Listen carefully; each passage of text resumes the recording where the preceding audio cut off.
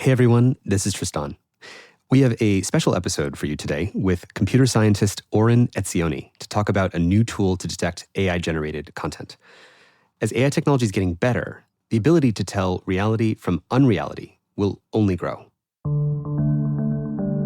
Already deepfakes are being used to scam people, extort them, influence elections, and there are lots of sites out there that claim to be able to detect if a piece of content was created using AI.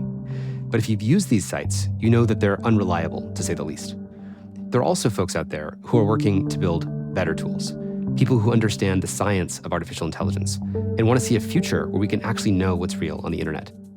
And one of those folks is Oren Etzioni, who's the founding CEO of the Allen Institute for Artificial Intelligence, and his nonprofit TrueMedia.org has just launched their state-of-the-art AI detection tool.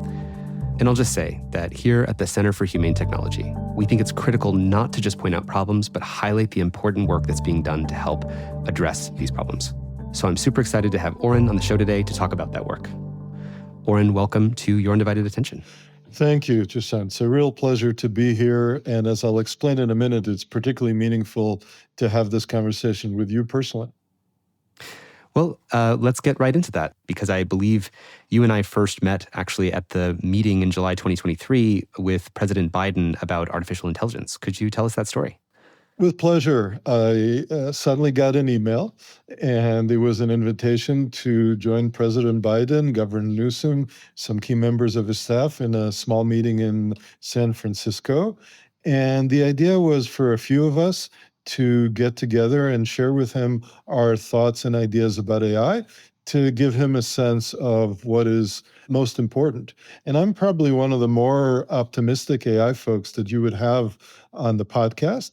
So I came in to this small meeting, all kind of, I wouldn't say guns blazing, but all bright-eyed. And we had a really interesting conversation. A number of us spoke about moonshot projects, but also about concerns. The thing that is amazing is I came out of the meeting particularly worried about the scenario that you brought up. The concern that you highlighted was the potential of deepfakes to suddenly and sharply affect our society, whether it's economically, where there was a sudden drop in the markets with the picture of the Pentagon being bombed, which you highlighted, and other potential economic scenarios. And in the context of meeting with the president, I naturally thought of the political scenarios, where we've seen things like the fake robocall from President Biden in the New Hampshire primary. We've seen an example in Slovakia that was released 2 days before the election.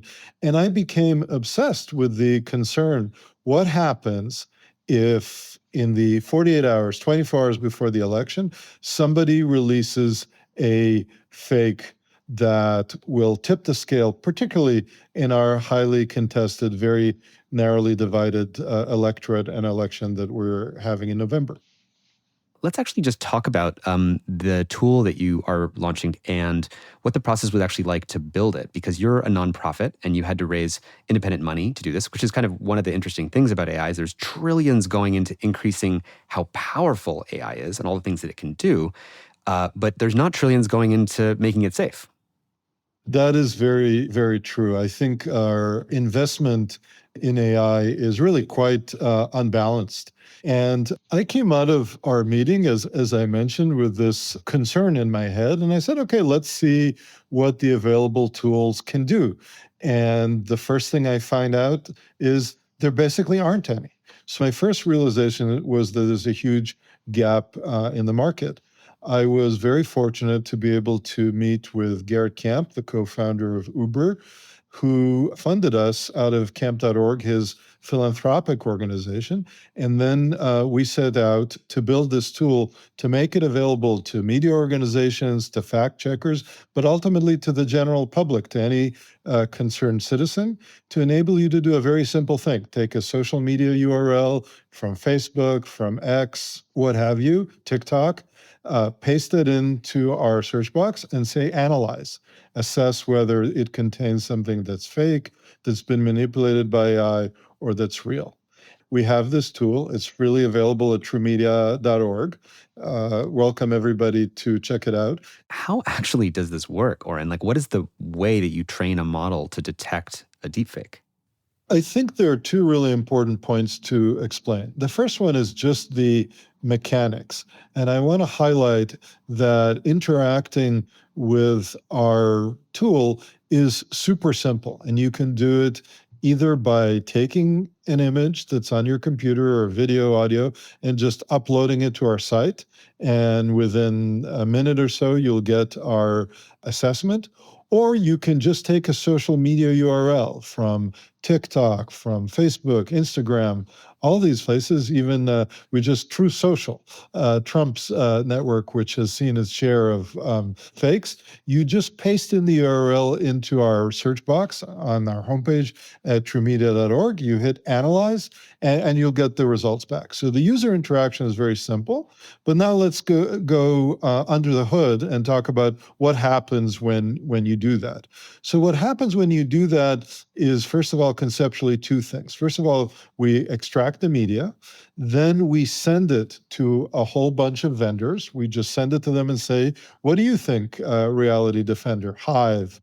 So these are existing deepfake detectors, and you're trying to get what's called like kind of a mixture of experts, a mixture of detectors, synthesis. Exactly. And we want to be as comprehensive as possible in doing that. While they're doing the analysis, we also have our own models that look at various technical characteristics. For example, the distribution of visual noise or areas of blurriness, all kinds of telltale signs that we've developed that assess this. I'll tell you one very cool idea, just to give you a sense of how deep this goes. And by the way, we don't just analyze the signal, we analyze the semantics. We get transcripts of the videos and assess them. We look all over the web using something called reverse search to say, has this image occurred elsewhere before? Is it a modified version of something that we've seen? So we use a lot of tricks under the hood because there's no silver bullet. We use every trick that we can find to do that. But I want to share with you something that just gives you a sense of how involved this can get. So there's a technology called lip syncing, which is where you take a video of a person, then you lay down a different audio track. So now they're saying things they didn't actually say.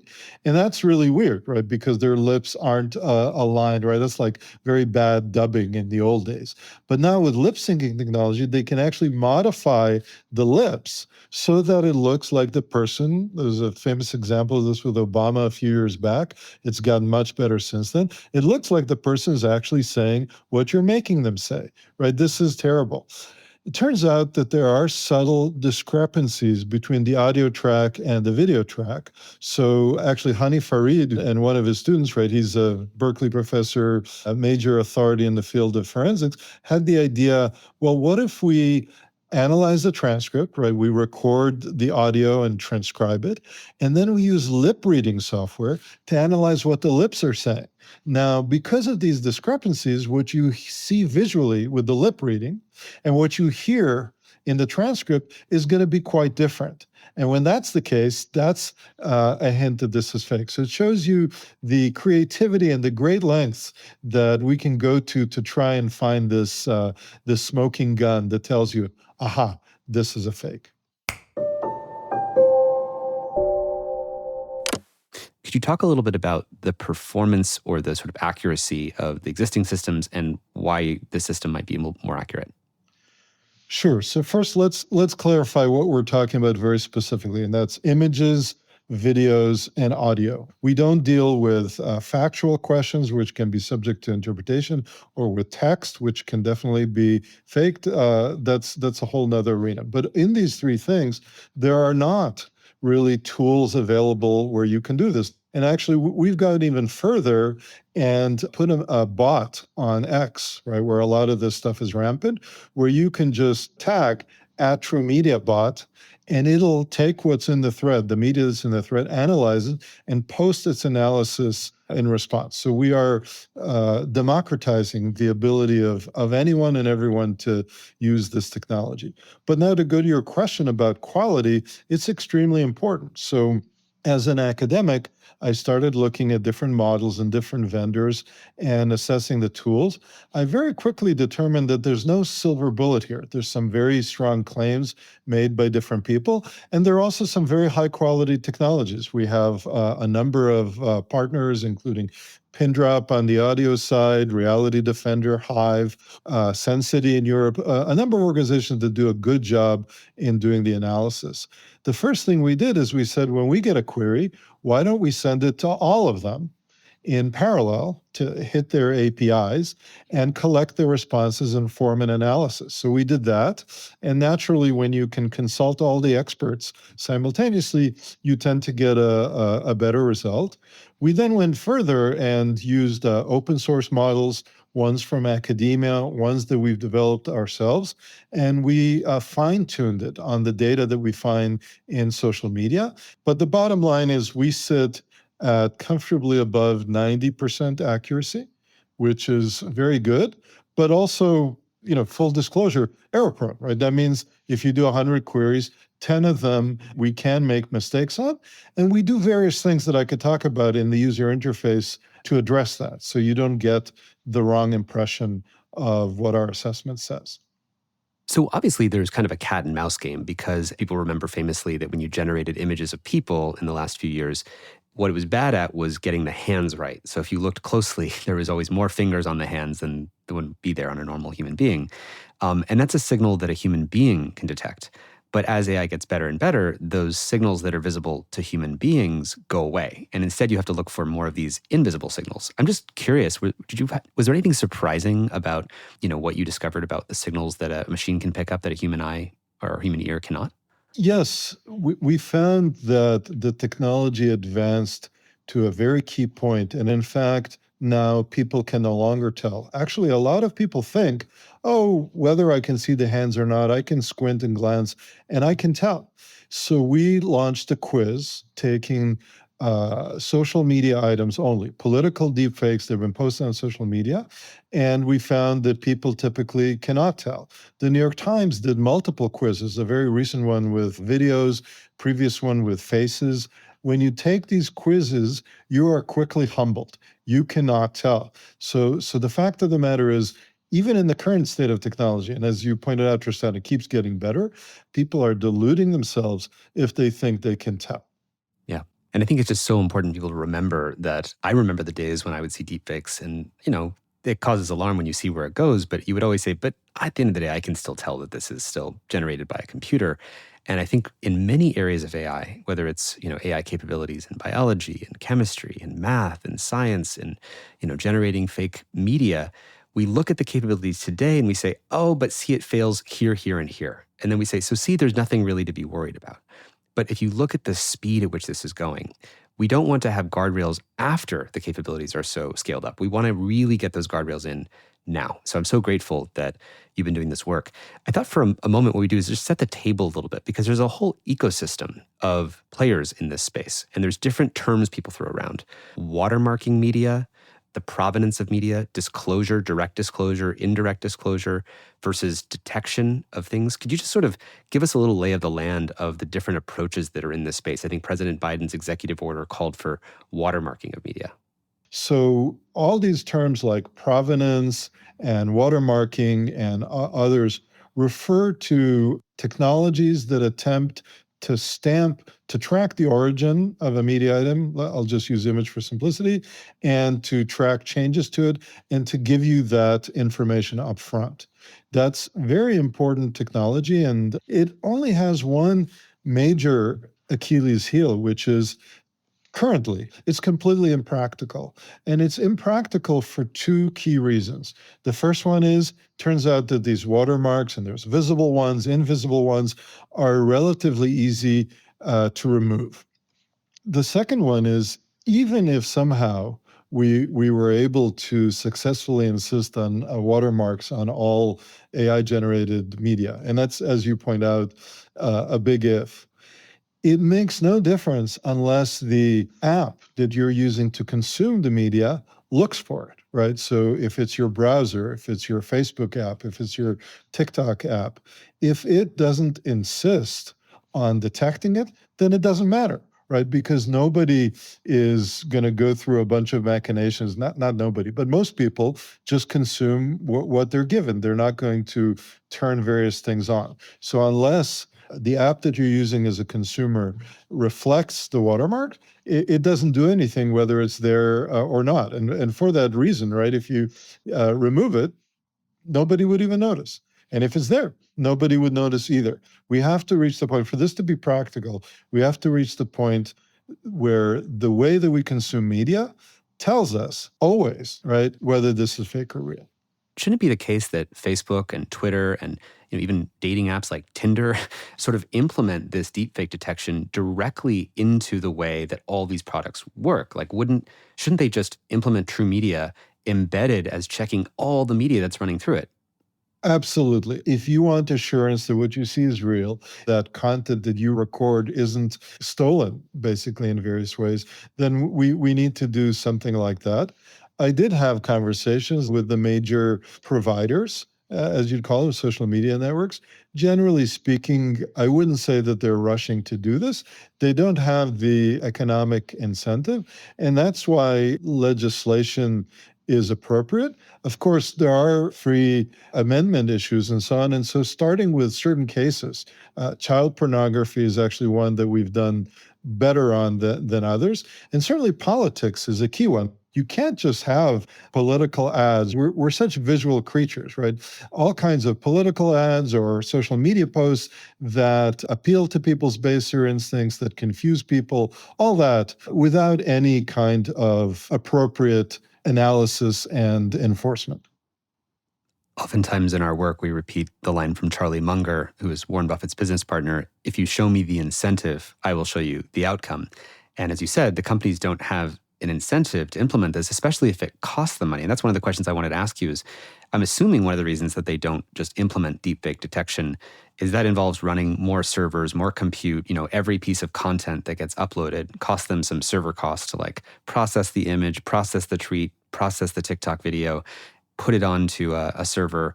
And what this would involve is doing an extra check that would cost them some extra money. So what is this cost that's getting in the way of that? There is a cost here, but really, given the tremendous abilities of these organizations, the cost is very small. I think the concern is of a different sort. And you're absolutely right. There are disincentives to do this, but it isn't so much that cost. So what are the disincentives? First of all, the stuff, kind of the worst stuff in some sense, plays very well. As you've documented, right, the algorithms spread that stuff, people click on it. So the first and foremost incentive is revenue, not cost. This stuff makes money. And we have a kind of tragedy of the commons here. They don't see that it's their responsibility to make sure that we have access to the truth or even information about, right? Something could be true, but still manipulated, right? It doesn't mean that it's wrong, but they don't see a responsibility to let the public know this was manipulated by AI. Yeah, well, I can also see how with the 10% failure rate, if you were to have the tech platforms like Facebook or TikTok, be forced to implement this deepfake detection and they got it wrong 10% of the time, that would leave them victim to all sorts of rightful attacks, that they're dismissing content that's actually real. I think the concern about accuracy is a very fair concern, but I also think that having information, particularly educated information, is always a good thing. So I would not suggest that anybody toss anything out, takedown requests and so on. That's where we get into First Amendment issues. What I would suggest is adding a label that this seems to be automatically synthesized, or this may be suspicious according to an assessment created by truemedia.org, which is, of course, a nonprofit, nonpartisan body, or by some other one. And I do think that we can drive up the accuracy above 90%, but it will always make mistakes, which is why I actually think that the most important thing is to, when something may be suspicious, and it may be due to its origin, it may be due to our analysis or a different tool, you just need to take an extra minute before you forward it to 100,000 followers, and they forward it and it spreads so virally. And the biggest thing we can do as this technology plays out is to take a moment and say, wait a minute, am I sure this is true? Where did this actually come from? You're highlighting a really important point that I really want listeners to get, which is something in our work we call perverse asymmetries. You can create a deepfake 100% of the time. You cannot accurately detect a deepfake 100% of the time. And to get it to 100% takes years and years and years of research that now you, Oren, have signed up for, your organization and nonprofit having to do all this work to get to closer and closer and closer. So wherever there's these asymmetries, we should be investing in the defensive first rather than just proliferating all these new AI offensive capabilities into society. So, Oren, I think what we really want to do on this podcast is paint a picture of how we get to the ideal future. And you're working hard on building one tool, but as you said, it's not a silver bullet, and it's just one tool of a whole ecosystem of solutions. Do you have kind of an integrated idea of the suite or ecosystem of things that you would love to see if we treated this problem as kind of the Y2K for reality breaking down? I think ecosystem is exactly the right phrase here, because I think that we all have a role to play. I think regulators, as we just saw in California, and hopefully will become federal, or in many states follow California. And then when you have a patchwork of regulations at the state level, sometimes it's elevated to a federal and even international regulation. So I think that's an important component. It needs to be done right? There's a balance here of the burden on the companies on protecting free speech rights, but at the same time, creating an appropriate world for us, particularly in these extreme harm cases like politics, non-consensual pornography, et cetera. So I think that's incredibly important. Once you have those, you need the tools to then detect that something's fake, whether it's watermarking, post hoc detection like we do at truemedia.org, or a combination of both. You can't have regulations on the books without enforcement. So I think regulation and enforcement go hand in hand. I really hope that in that context, the social media companies will step up and realize that we're encountering what I think of as really an Achilles heel for democracy, the combination of AI and social media in a way that can disrupt elections. And I really believe that they can step up more. And then the last, and in some ways the most important thing, is what we're doing today in this conversation, raising awareness, increasing media literacy, making sure that everybody exercises common sense, that is everybody's appropriately skeptical about, if you see something, are you sure that it's real?